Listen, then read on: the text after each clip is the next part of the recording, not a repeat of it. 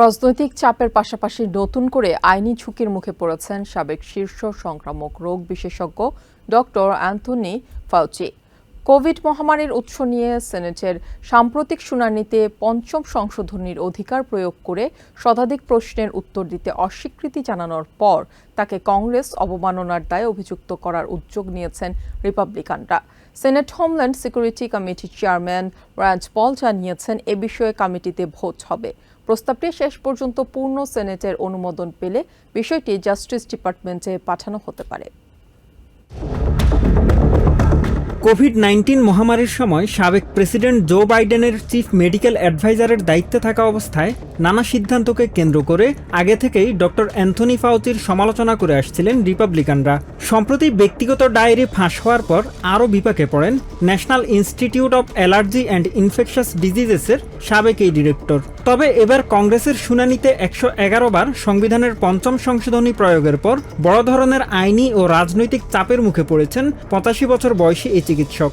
বুধবারের ওই শুনানিতে ডক্টর ফাউচির আচরণকে অগ্রহণযোগ্য বলে অভিহিত করেছেন রিপাবলিকান আইন প্রণেতারা।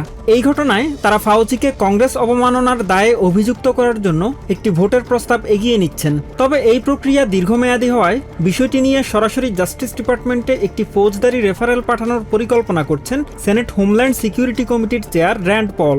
রিপাবলিকান আইন প্রণেতাদের এই অবস্থানকে যৌক্তিক দাবি করে সাবেক ফেডারেল প্রসিকিউটর জোনাথন ফেইহি বলেন, ফেডারেল অপরাধের ক্ষেত্রে পঞ্চম সংশোধনীর অধিকার প্রয়োগের কোনো সুযোগ নেই।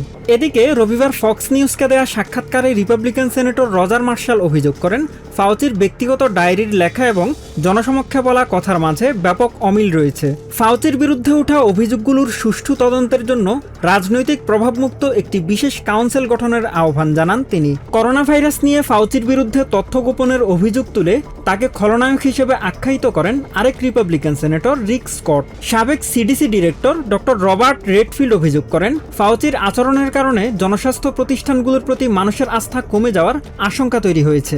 ফাউচিকে নিজের ভুল স্বীকার করে দেশের মানুষের কাছে ক্ষমা চাওয়ারও আহ্বান জানান doctor Redfield. Mahmudul Hasan, TVN 24 news desk.